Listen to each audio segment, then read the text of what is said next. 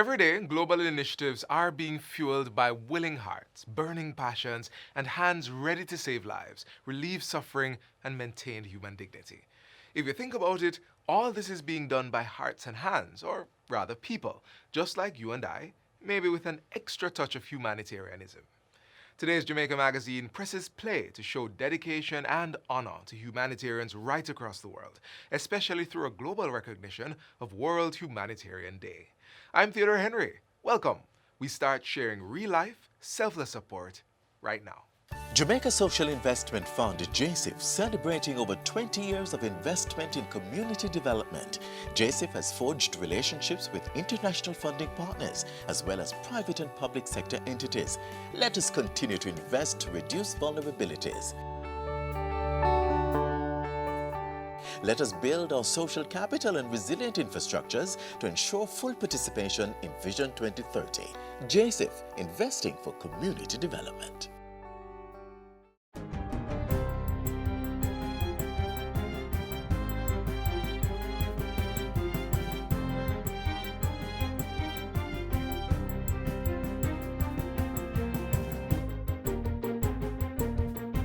Good day, I'm Stephen McHugh, and this is your JIS News for Wednesday, August 19. The two major political parties vying to make up the next government have signed a political code of conduct to govern general elections on September 3. The leaders signed the certificate at Emancipation Park earlier today. Political Ombudsman Donna Parchment Brown called for strict adherence to the political code of conduct. We look forward to a campaign without violence or intimidation, without confrontation in words or deeds, with platforms that even children can listen to and respect, that everyone is free to campaign wherever they are legally allowed, that you will commit in this campaign to repudiate both political tribalism and corruption. We will bring a law to classify hate crimes in Jamaica, not just political hate crimes, but crimes that can be seen to be motivated by the characteristic of a person. And that, I believe, would move us in a direction with a stronger step towards eliminating political violence from our culture. Let us all go forward in the knowledge that it is our actions that will determine the sincerity of the words which we speak today, and that the code that we sign today will be yet another milepost along the path to building a Jamaica in which free and fair elections are commonplace and harmony between people of divergent political views is the order of the day. 139 candidates have been nominated to vie for the 63 seats in the House of Representatives. Meanwhile, the political ombudsman Donna Parchment Brown is reporting that there have been 10 complaints lodged to her office. The grievances relate to campaign activities across the island and have been received since August 11, when Prime Minister Andrew Holness announced elections for September 3. Mrs. Parchment Brown says many of the complaints have been resolved. She has since urged the candidates and their supporters to abide by the political code of conduct. That, she says, includes not blocking the entrance to communities and not defacing billboards or damaging personal and public property. $9 million in grant funding has been awarded to 12 mining and quarry operators. The money will assist with implementing activities to limit the impact of COVID-19 on their operations. The grants were given under Phase 2 of the African, Caribbean and Pacific European Union ACP-EU Minerals Development Program, which runs from 2019 to 2022. UNDP resident representative Denise Antonio says the support will assist the small-scale operators to strengthen their safety, business, and emergency responses to the impact of COVID-19. The UNDP, along with the Mines and Geology Department in the Ministry of Transport and Mining, are co-implementers of Phase 2 of the program, which is being funded by the European Union. The Ginger Hill Health Center is the latest facility to benefit under the Ministry of Health and Wellness's Adopt a Clinic program. The National Supply Foundation, which adopted the clinic on Friday, has made a $3 million commitment over a 3-year period to upgrade the facility. Minister of Health and Wellness Dr. Christopher Tufton says the ministry is proud of the support the Adopt a Clinic initiative has been gaining locally and in the diaspora. The Adopt a Clinic so far has had 30 adoptions. We have been able to raise some almost 90 million Jamaican dollars. And, I'm really heartened, I'm really happy, pleased with the number of expressions of interest by persons in the diaspora, persons locally, companies. Under the initiative, the ministry has earmarked 100 of the 320 health centers across the island for support to improve the delivery of primary health care. Funding is garnered from local and international individuals, groups, and corporate entities for 3 to 5 year periods. And finally, the White River Fish Sanctuary in St. Anne has been gifted with a new headquarters, funded by the Tourism Enhancement Fund, TEF. The TEF and other stakeholders have invested approximately $16 million in the fish sanctuary, which is managed by the White River Marine Association. The headquarters was officially opened recently by Tourism Minister Edmund Bartlett. The facility will act as a focal point for training, education, and other marine activities, including coastal cleanups. The association's patrol unit is also docked nearby and is used by the entity's wardens, who are also fishermen, to enforce and protect the Special Fisheries Conservation Area. Mr. Bartlett says the association has been instrumental in increasing the fish population and restoring coral reefs since operations began in 2018. So the quality of the environment, both natural and man-made, is therefore essential to tourism. And as such, it is our duty to take care of it, to maintain the balance of the ecosystem and our awe-inspiring assets. The new headquarters features an administrative office, a tank refill station, equipment storage area, bathroom facilities, and more. And that's it for JIS News Today. I'm Stephen McHugh. Thanks for watching.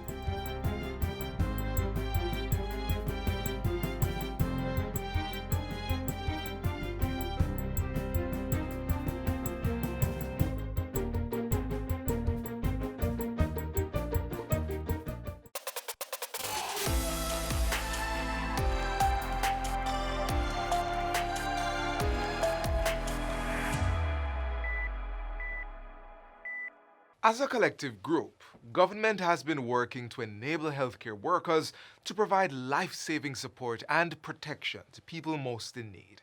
From COVID assistance to maternal healthcare, the fight for improving lives is unflinching. Here's how they've been advancing child healthcare.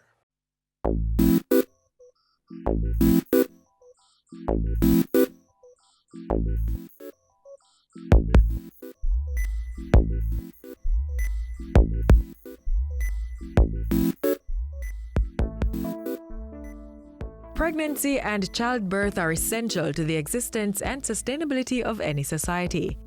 This period of great expectation is also a time of anxiety for pregnant women and their families due to the risk of maternal and infant mortality. Hence, the importance of countries having strong public health systems and responses to protect and always preserve life. The Jamaican government has been working to ensure resources are in place so mothers and their babies can realize the best health outcomes. To support that mandate, high dependency units (HDUs) are being established in a number of hospitals across the island. A high dependency unit is a facility that provides specific levels of care to mothers and babies who need more attention than patients on the general ward, but not as much as those that need intensive care. It's an environment that supports post-operative care and close observation. Just recently, the Ministry of Health and Wellness completed construction on 4 such high-dependency units. They have been established at the St. Anne's Bay Regional Hospital, Victoria Jubilee Hospital, Spanish Town Hospital, and the Bustamante Hospital for Children. Another is being installed at the Cornwall Regional Hospital in St. James. These HDUs represent a major component of the Program for the Reduction of Maternal and Child Mortality, PROMAC. This is being implemented by the Ministry of Health and Wellness and funded by the European Union under a €22 million Jamaica-EU agreement. It strengthens our capacity to respond in a way that builds on the achievements that we have had and secures and reinforces the resilience that we should be seeking as we face or confront the public health challenges in our population. And the European Union's commitment, as demonstrated through this PROMAC program, is another example of that partnership and the building or expansion of the capacity of our public health infrastructure. The high dependency units come outfitted with state-of-the-art equipment and are manned by skilled professionals. Their presence reassures expectant women that they will have the best outcome, especially those who face a higher risk of something going wrong during the pregnancy. Persons have so far been trained in neonatology, maternal fetal medicine and emergency obstetrics, and in critical care. Government's goal for interventions like this is to reduce Jamaica's maternal mortality ratio down from 89 per 100,000 live births to 27.5 per 100,000 live births by the year 2030. This is in keeping with the internationally agreed Sustainable Development Goals. The country's infant mortality rate is 16.6 per 100,000 live births as at 2018. We expect that thousands, if not hundreds and thousands of Jamaicans, mother and child, will benefit from these facilities in the years to come. And it will certainly support the expertise of those who will use the equipment. We are delighted to be accompanying Jamaica on this journey, and we are very hopeful about the possibilities for meaningful impact, even the foundations laid under this program. The PROMAC agreement was signed by the EU and Government of Jamaica in 2013. Its outputs also include procurement of 6 ambulances, training of medical personnel to improve clinical knowledge, and capacity building for civil society to support public education among women of childbearing ages to improve their health-seeking behaviors. Health is the foundation on which all our hopes and aspirations are built, and everyone from the poorest to the richest, from the newborn baby to the elderly, has the right to access preventive health care and to benefit from treatment to protect well-being and save lives, because the right to health is a basic human right. The 7-year-old PROMAC initiative will come to an end in November 2020.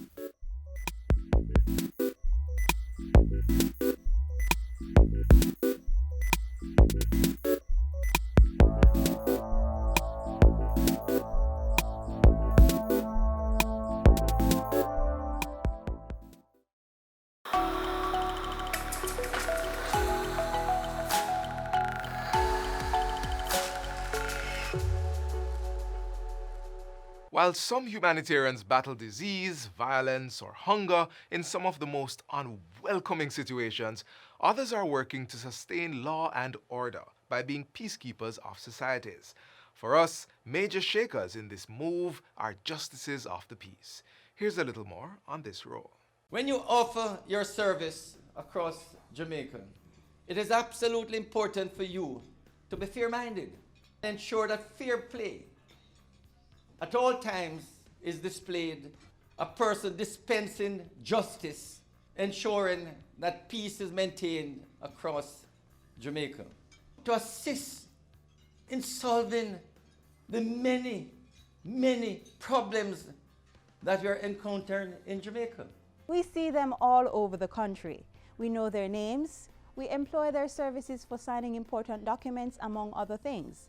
But do we know the extent of their functions, or how one even becomes a justice of the peace?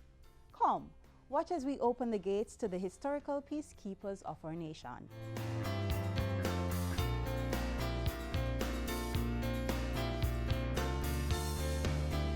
I'm appointed through the Ministry of Justice, and as a JP, you have to be very, very confidential.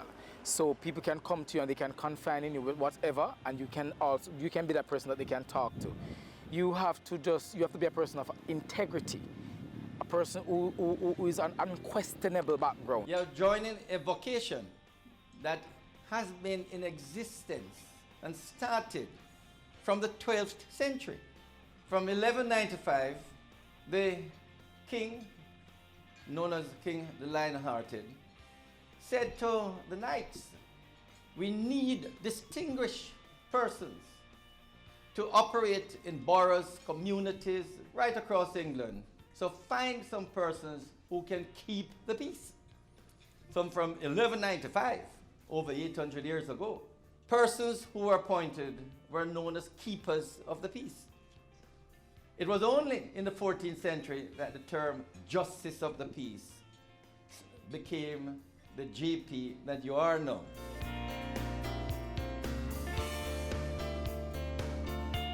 Ministry of Justice call us peacekeeper, and people do call us peacekeeper because we do keep the peace. Some of our duties that I perform, I witness documents for people, I do recommendations for some of the youths who want a job. I also do recommendations for persons who want to be surety to bail another person. So there are multiple things that I do as a justice of the peace. The role of a JP is a voluntary one, so these officers are not to accept cash or any form of reward for the work done in their capacity as JPs. It's something that you will do out of your heart. You have to do it as a person. You have to do it as a Jamaican. You have to love your country. And I believe that we have to stop asking the question what our country can do for us, and to want to help to change our country, to change the justice system. From there, the steps to become a Justice of the Peace are fairly simple. You must be a Jamaican citizen residing in the country during the time of appointment. You must be able to read and speak English fluently. You must be able to communicate and interact at all levels with all types of people. You must be a person of undeniable integrity who commands the respect of the local community. And you must be a person who has offered voluntary service to the community and the country by extension, while indicating the potential for continued service. But always remember, as a JP, you're offering a very valuable service to your country. It's a fulfilling job, but it's also a tiring one.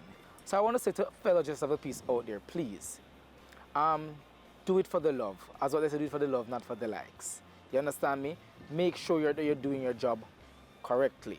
You signed up for a position to help people, help people.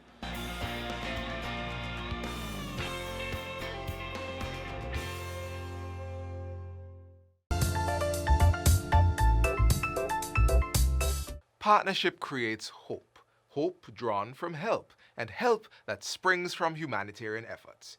Here's how one selfless partnership is creating hope in Jamaica through its works and investments.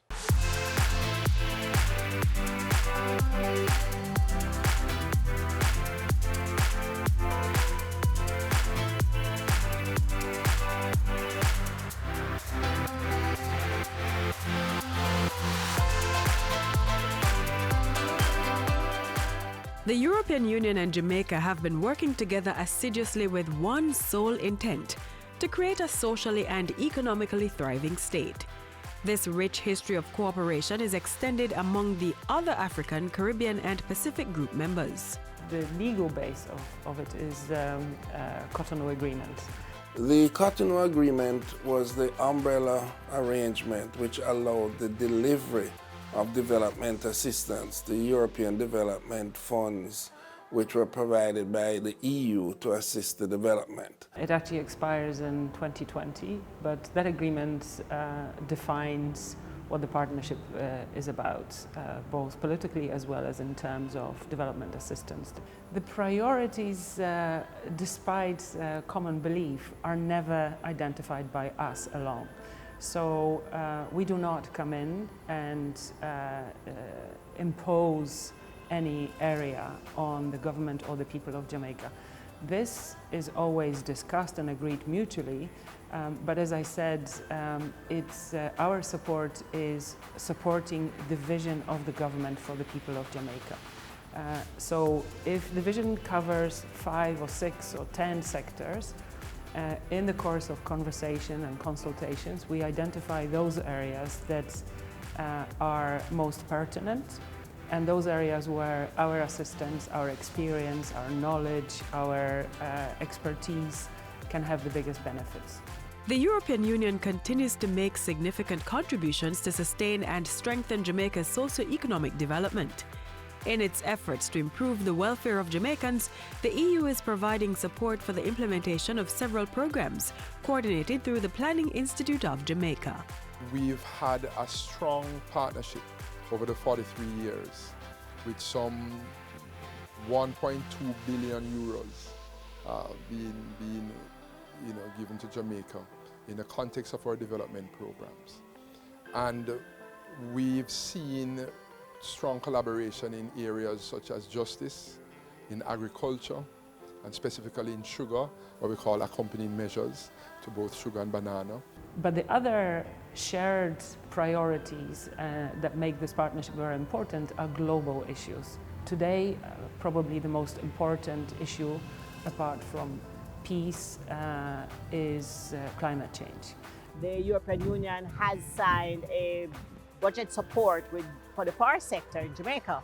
A total of $14 million has been allocated to the sector and will see to the implementation of our climate-resilient national plan.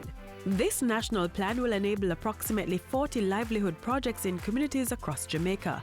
It will also support the reforestation of degraded hillsides, other forested areas, and will address the issue of our receding coastline and depleting mangrove forests. We're also going to be looking at the cockpit country, identifying the new boundary, and that is going to be part of our European Union budget support program. They are really a partner that's interested in being aligned with our needs as a nation and within the region.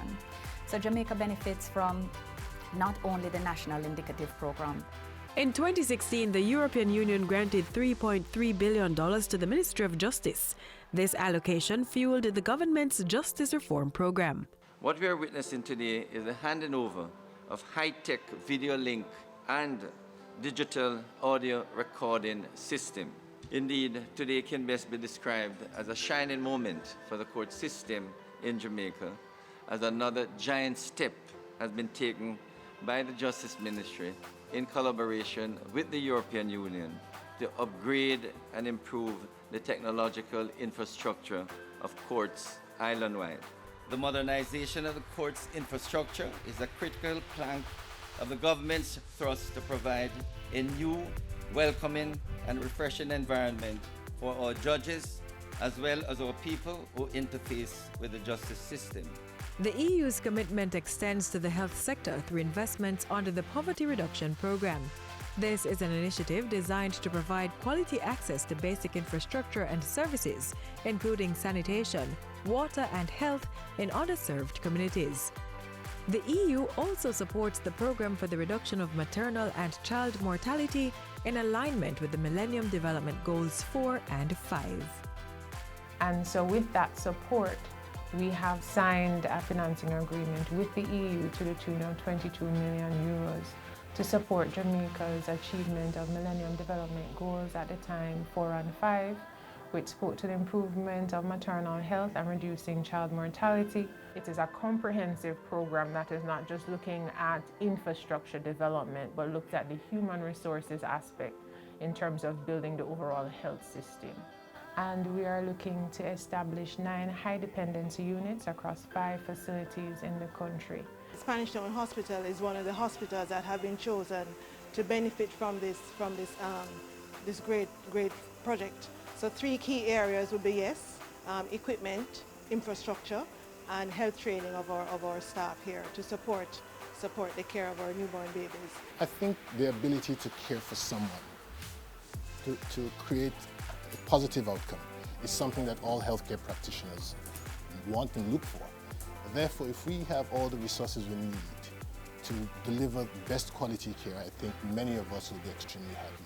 It can be housing, it can be roads, it can be infrastructure, it could be training and jobs, but always at the end of all our collaboration is our people.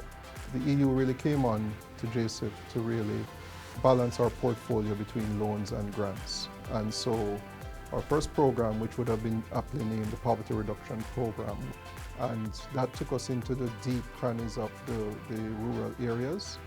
And subsequently, the success of that program has led to follow-on grants. And we are focused more now with the program in what we know as the Community Renewal Program.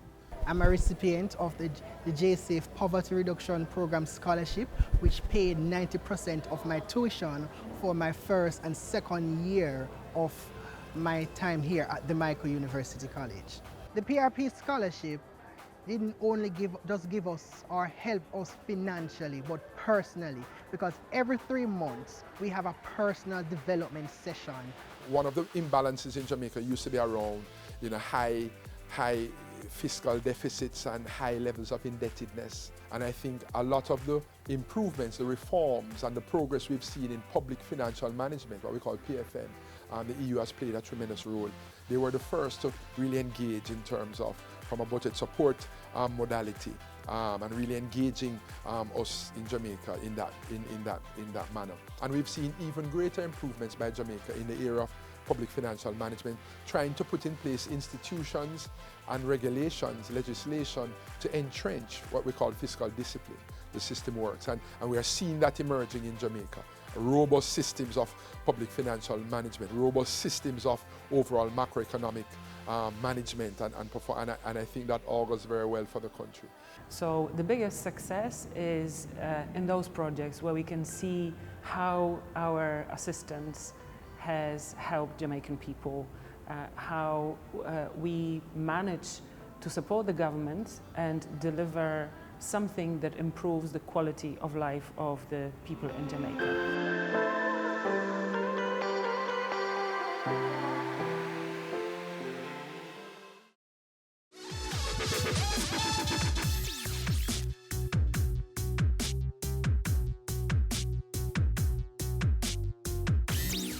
As we observe World Humanitarian Day, it's a call to stand against conflict, war, disease, famine, and suffering of people. We want to remember the sacrifices of those who put their lives on the line to better the lives of others. From our home, here are some Jamaican humanitarians. Number 1, Mary C. Cole. She was awarded Jamaica's Order of Merit posthumously in recognition of her steadfast commitment to helping those in need, including providing aid to injured soldiers during the Crimean War. Second on our list, Cicely Williams. She was a medical pioneer in the field of pediatrics, known for diagnosing and treating kwashiorkor in the Gold Coast, now Ghana. You may know Cicely Williams for her role in heading a campaign against the substitution of sweetened condensed milk in place of breast milk, a practice that was increasingly encouraged in poorer nations in her time. Number 3 on our list, Orville Shaggy Burrell. For years, the reggae artist has been staging an annual concert to raise funds for the Bustamante Children's Hospital, the only English-speaking Caribbean specialist children's hospital. Join in the social media coverage by using the hashtag #RealLifeHeroes. This is a global campaign to celebrate humanitarians and to simply say thank you for your commitment to helping others.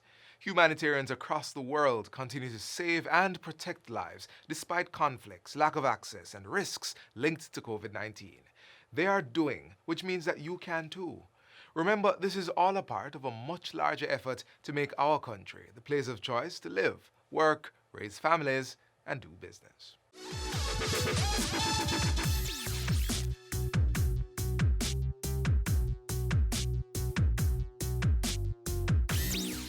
The stories don't end here. We encourage you to do some research on how people are helping to shape lives for the better. And while you do that research, make some time to watch this and other Jamaica Magazine installments on our YouTube channel. Besides these, a new show is being packaged for you tomorrow. Also, keep up with the JIS by visiting our website and follow us on our Facebook, Instagram, or Twitter pages. From all of us here, I'm Theodore Henry. See you soon. This has been a production of the Jamaica Information Service, the voice of Jamaica.